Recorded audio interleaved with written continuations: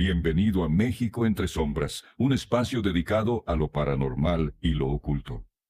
No olvides dar like y suscribirte, pero antes cuéntanos, ¿desde dónde nos escuchas? El Hospicio Cabañas. ¿Qué tal? ¿Cómo están? Gracias por seguir conmigo en esta vigilia de historias. Les habla el cronista. El Instituto Cultural Cabañas es uno de los edificios más icónicos de México, un gigante de cantera que parece observar la ciudad de Guadalajara con una severidad monacal. Sus 23 patios y sus largos pasillos imponen un silencio que parece viajar en el tiempo.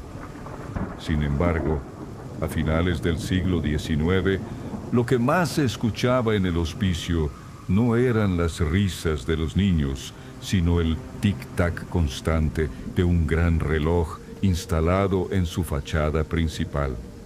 Aquel mecanismo, donado con la mejor de las intenciones, pronto se convirtió en el objeto más temido del lugar.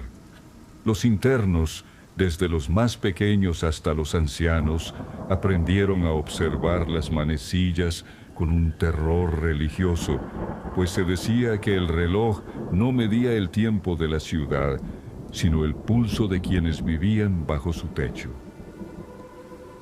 El relato que les comparto hoy me lo contó don Beto, un restaurador que dedicó gran parte de su vida a cuidar las maderas del edificio. Don Beto me decía: cronista, las máquinas a veces tienen alma. Y la del reloj del Cabañas era una que se alimentaba de la fragilidad. No era un fallo de los engranes, era un pacto invisible escrito en el hierro. Don Beto recuerda que, durante los años 70, el edificio estaba en una transición profunda. Una noche de octubre se quedó trabajando hasta tarde para terminar el barnizado de una puerta monumental cerca de la cúpula. El eco de sus propias herramientas era el único compañero, pero conforme la medianoche se acercaba, el ambiente cambió. Eran pasadas las 10 de la noche, me escribió don Beto. El silencio era tal que podía escuchar mi propia sangre latiendo en los oídos. De pronto, escuché un chasquido metálico que venía de los muros altos. ¡Clac! Como si un diente de hierro de proporciones gigantescas se hubiera quebrado. En ese instante, la luz de mi lámpara empezó a languidecer y el aire se volvió tan denso que me costaba mover los brazos. El restaurador cuenta que, aunque el reloj original había sido retirado décadas atrás debido a su siniestra fama, se decía que cada vez que se detenía, un niño moría. El sonido de un mecanismo invisible empezó a llenar el patio.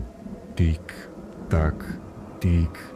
Era un sonido visceral, un latido metálico que no venía de un punto fijo, sino que emanaba de la cantera misma, como si el edificio entero fuera un gran cronómetro de piedra. ¿Saben? Hay ecos que se quedan grabados en la piedra y que el tiempo no logra borrar. Don Beto me contaba que, mientras ese tic-tac invisible cobraba fuerza, el aire se llenó de un olor a ozono y a ropa vieja guardada por siglos.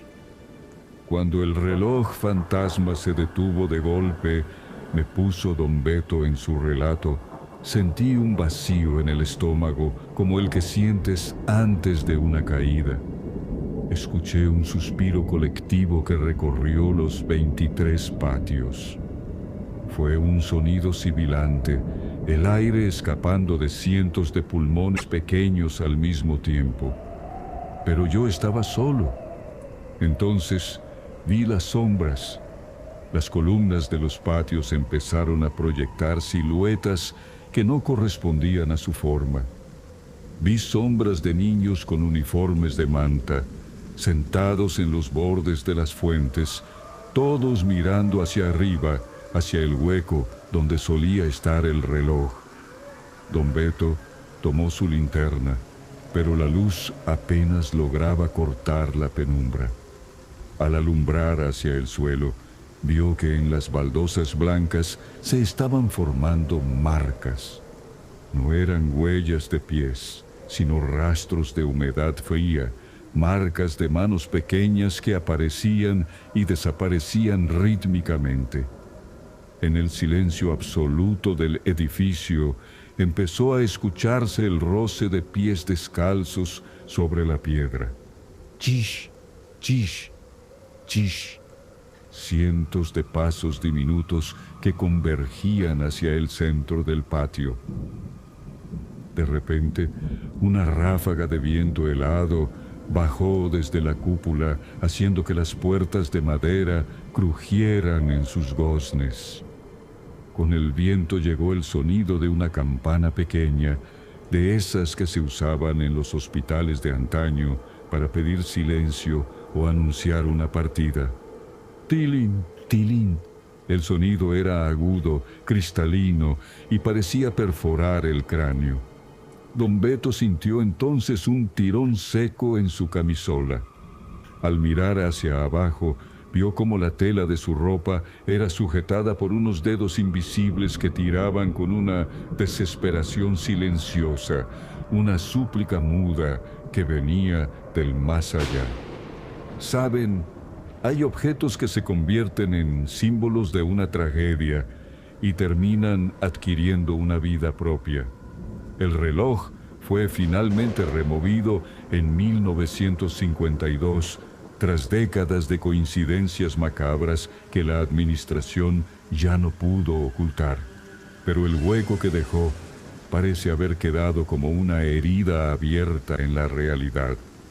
Don Beto cuenta que, en medio de aquel caos de sombras, el mecanismo fantasma volvió a sonar, pero ahora iba a toda velocidad, en un frenesí mecánico.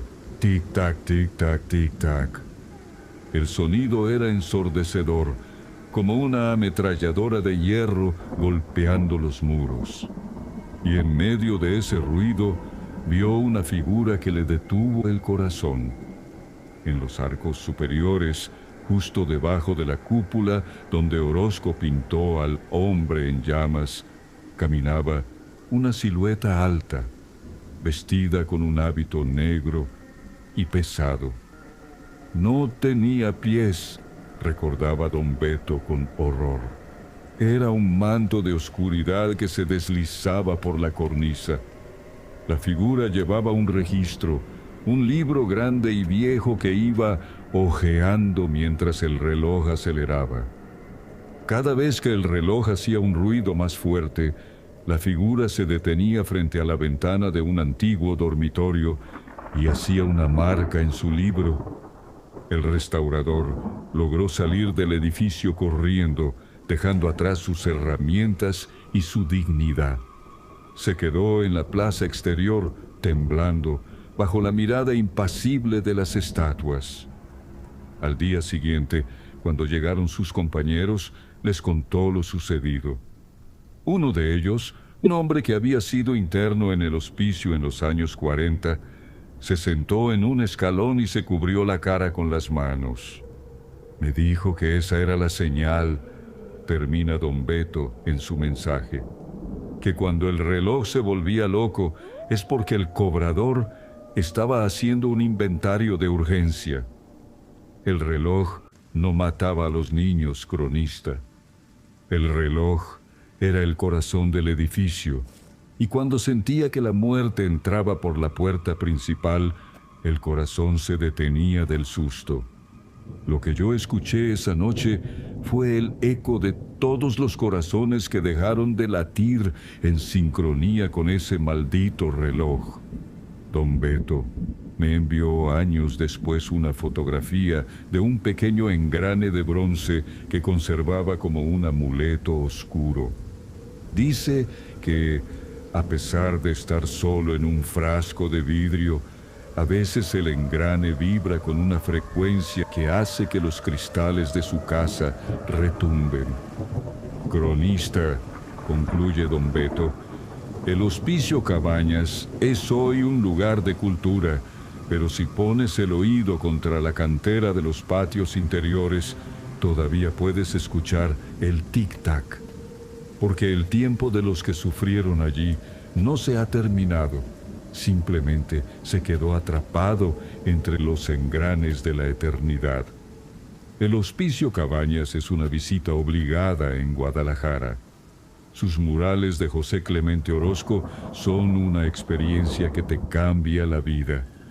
Pero un consejo de amigo: si durante su recorrido sienten que el tiempo parece volverse denso, o si escuchan un chasquido metálico que parece venir de la parte alta de la fachada, no miren su reloj.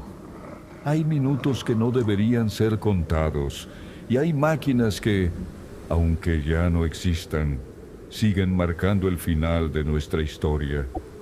Soy el cronista, y esto fue México entre sombras. Si conocen objetos que parecen estar vinculados a la vida y la muerte de forma mecánica, escríbanme. El tiempo no perdona, pero los ecos son inmortales. En nuestra próxima entrega, viajaremos hacia el estado de San Luis Potosí. Vamos a entrar en la Facultad de Medicina, donde los cuerpos de la morgue parecen tener su propia agenda nocturna y donde la ciencia se rinde ante el misterio. Los cadáveres que cambian de lugar.